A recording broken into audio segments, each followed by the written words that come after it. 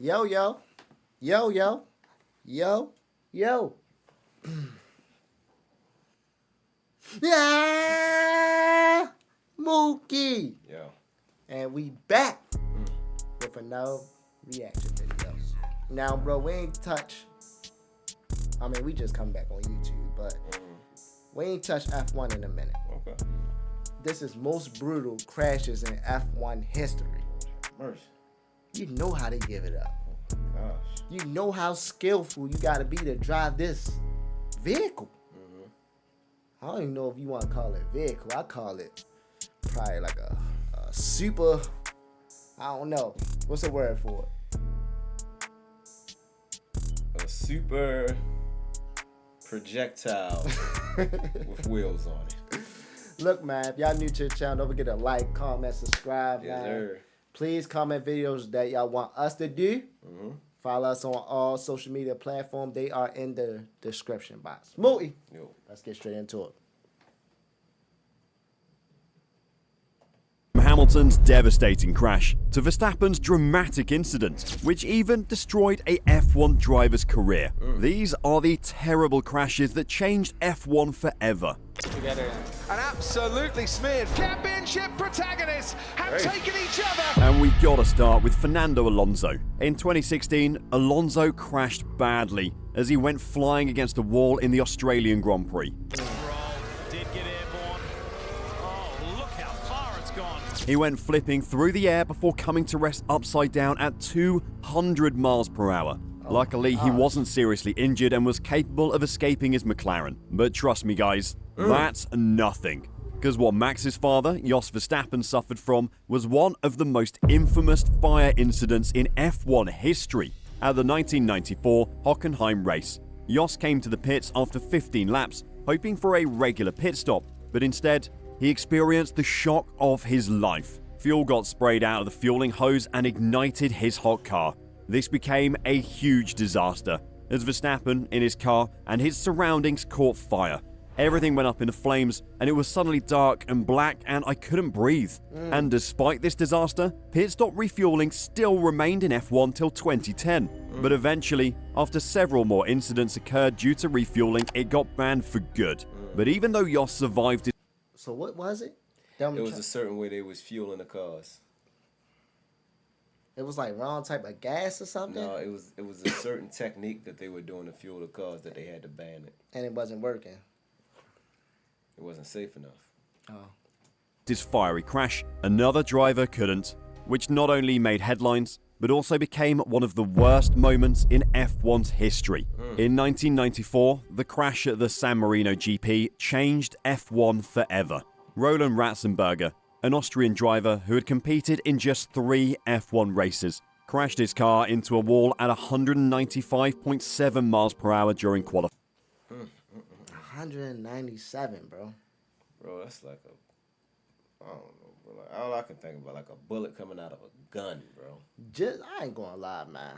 Like we said before in our previous videos when it comes to F1, for you to do something like this, you are an incredible human being. Yes, because I would never do something like this.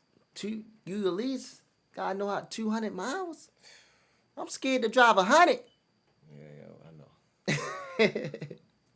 Qualifying, resulting in his loss. But unfortunately, that wasn't all. Ayrton Senna, one of the best F1 drivers in history, crashed and passed away the next day due to one of the most horrifying crashes in F1 history. There are even rumors that the Brazilian was considering not competing in the Grand Prix because he was so devastated by Ratzenberger's passing.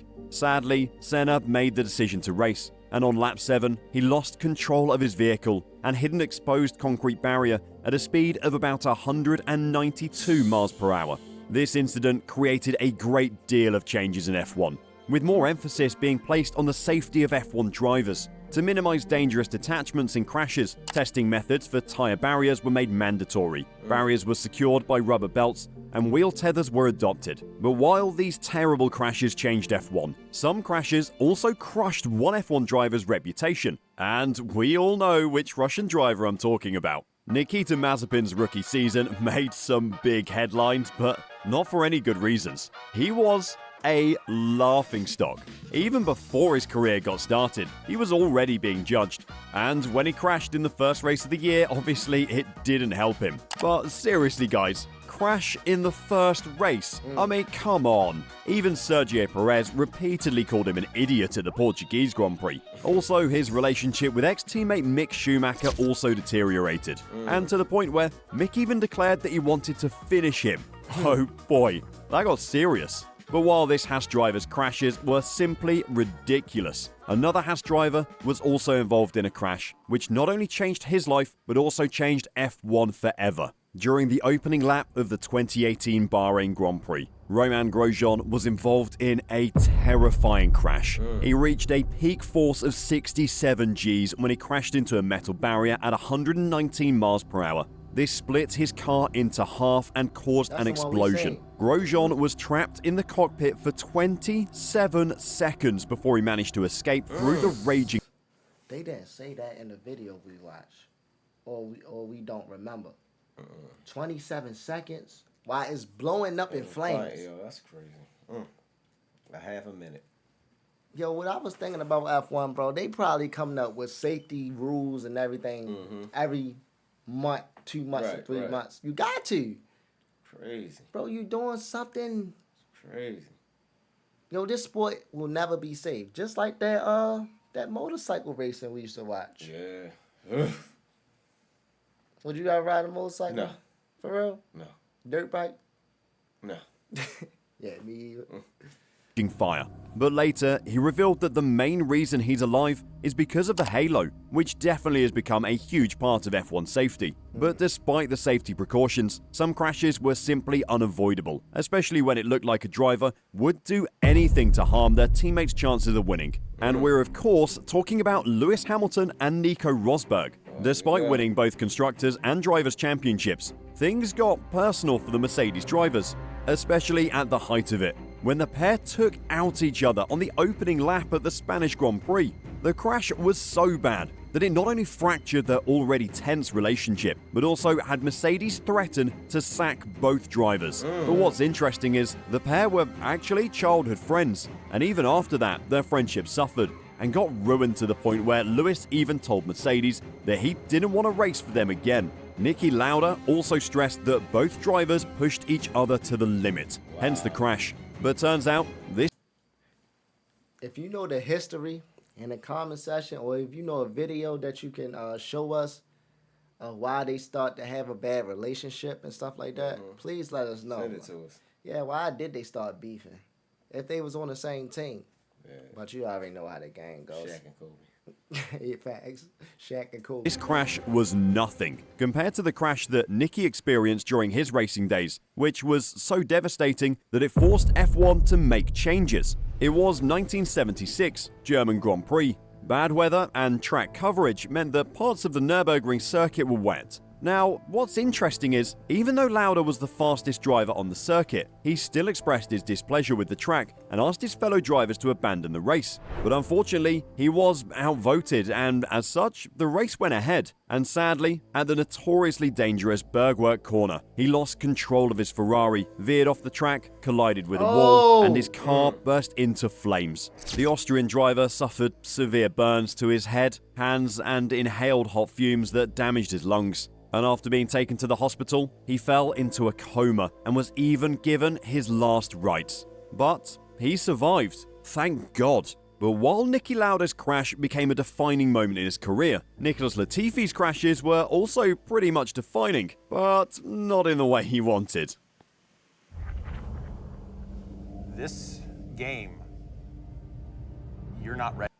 In the final laps of the 2021 Abu Dhabi Grand Prix, Latifi ruined it for Mercedes. Hamilton saw his lead cut after Latifi crashed into the barriers. But as apologetic as Latifi was about the incident, he did little to change his Latifi status, as he also crashed behind a safety car at the Monaco Grand Prix. Behind a safety car. I mean, come on. How does that even happen? Well, this is what Latifi said. The throttle didn't get stuck, but it was like the throttle got stuck. It was very strange and surprising at the same time, and I was already going so slow there, I was just a passenger at that point. The car is driving forward and I'm not on the gas, so I don't know what's happening here. Well, now that's one way to put it. But remarkably, that wasn't all. During the Japanese Grand Prix practice session, he got lost and turned down a dead end. And instead of continuing down the track layout, he made a 180-degree turn and went the wrong way. This obviously didn't go unnoticed, but instead of owning up, once again, he blamed the incident on the car being strange. Go Latifi, go Latifi. What a guy. But while Latifi's crashes luckily didn't cause any serious harm, unfortunately we can't say the same thing for Antoine Hubert. He started going the wrong way on the track. Yeah, he went down a dead end, then you won't blame the car. Because as we all know, the crash he was involved in was simply devastating.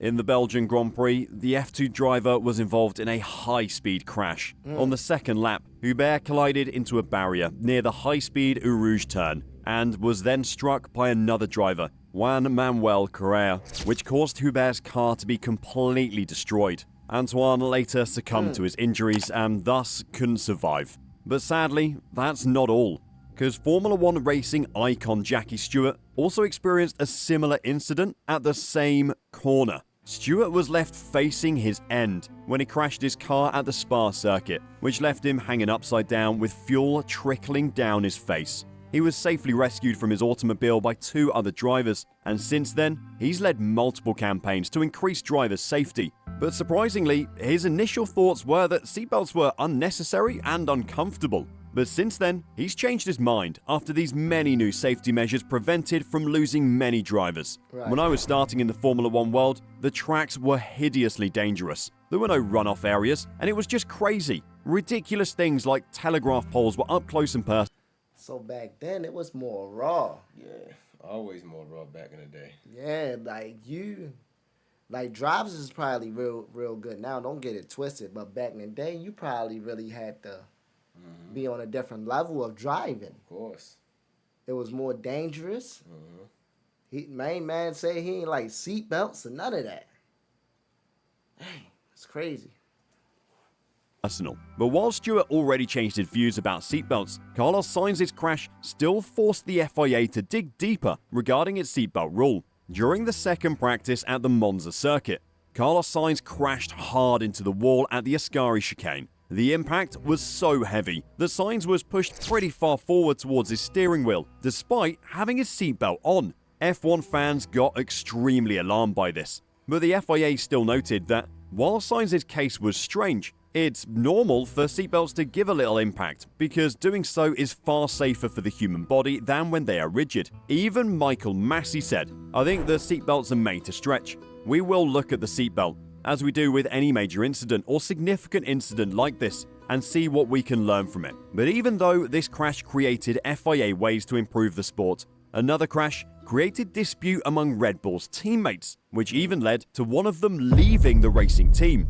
At the 2018 Azerbaijan Grand Prix, both Red Bull drivers, Max Verstappen and Daniel Ricciardo, crashed into each other while battling on the long straight. Both of them seemed to move under braking. Verstappen defended too hard and Ricciardo attacked too aggressively, thereby resulting in a double DNF. After the race, Ricciardo even said that Verstappen's cutting into him annoyed him, and his frustration increased when he realized that the team wouldn't help him. We touched wheels a few times where it was always Max coming into me, as opposed to me going into Max. Part of me was waiting for the team to say cut the shh, but never really got that. I'll say now, I was more just like, F you guys. Wow, I never saw Ricciardo angry before, but Ricciardo later explained that this Baku incident eventually... Why teammates stay getting into it? I don't know, bro. Like, why? Because unlike a sport like basketball, American football, they still competing with each other. Right. I still got my car, you still got your car. Instead of working with each other in like a team sport. And I guess they trying to be the best for the brand. Mm-hmm. Because it's like for drivers, they sponsor them. For real. Absolutely. made him leave the Milton Keynes-based team, since Verstappen was just ready to end his career. Even the team boss, Christian Horner, believes that Ricciardo was running from a fight with his teammate. And today, we all know who ended up where. Verstappen is a two-time champion, and by looking at Red Bull's performance, he'll be a five-time champ soon. Ricciardo, however, did return to Red Bull, but as a reserve driver to his former teammate. But still, this crash was nothing compared to what Zhou had at the British Grand Prix. At the opening lap of the race, George Russell collided with the Alfa Romeo driver Zhou, which then sent the Chinese driver's car flying across the track, sliding on its halo before being sent over a concrete barrier and into the retaining wall. This crash was so severe, as Zhou was literally skidding while upside down for a considerable amount of time. Think about how fast it's actually going. He probably playing it in slow mo. Right. Bro, I will be mad. Crazy, bro. I will be mad if I start a race and I wind up crashing the beginning of the race. My car blown up, I'm twisting. Like, yo, Crazy, yo. what, y'all don't know how to drive? For real. But thankfully, Zhou was unharmed, owing it to the halo, and even confirmed on Twitter that the What is a halo? I think it's a part of their car. Okay. halo saved his life. The halo is just one of the numerous inventions that shows how much F1 has advanced in terms of safety and saved so many lives. But unfortunately, we can't say the same for Zhou Bianchi, this young, talented driver who was the first person ever to be in the Ferrari Drivers Academy, had his dream dashed when he crashed his car into a 6,500 kilogram crane, which was clearing German driver Adrian Suttil's car. Suttil's car had spun out of control and crashed in the same spot the lap earlier, and as a result, his car was still being cleared by the crane when Bianchi lost control of his car on the same curve and crashed into the crane at 78 miles per hour and ultimately lost his life. This tragic incident forced the FIA to implement the 4-hour rule, which requires that races held during the day must take place no less than 4 hours before sundown, along with modifications to track drainage and how emergency vehicles handle collisions. But even if these drivers' crashes created some positive rule changes, sometimes F1 drivers simply force the FIA to make a rule change. But this time, it's just for their benefit. One F1 driver forced a rule change just to gain an unfair advantage in the race. Another driver forced it, which was so bizarre that it even changed F1's future forever. But who are these drivers? And what changes did they enforce? But more importantly, why? I know you want to hear more about this, so just click the video right here. Crazy, bro. That's your boy right there. Yes, that's my guy. Lewis Hamilton. What about to say? You feel me? El Ham. El Ham. But what you think about the video, yo? I thought it was cool. It was definitely insightful. But I ain't never driving no F1 car. Man, like I told y'all, man, for you to be an F1 driver, you're very skillful. And then you gotta start when you're younger. Yeah, you do. You Gotta start. Bro. Natural knack for it. Crazy. Is it any F1 driver that didn't get in any crashes at all? Yeah. Name an F1 driver that never gotten any crashes. And then, how many crashes happens a year? Like, I know y'all had, like, Grand Prix and all that. Like, I don't even know how many of those a year, but how many crashes actually happens a year, man? Ooh, this was very insightful, very interesting, man. Please send us more videos like this explaining more about F1 because we still actually learning. Absolutely. We love y'all, and we appreciate y'all. Please request y'all videos, man. I'm Nick DUNSON. And I'm Mookie DUNSON. And we out, baby. 1.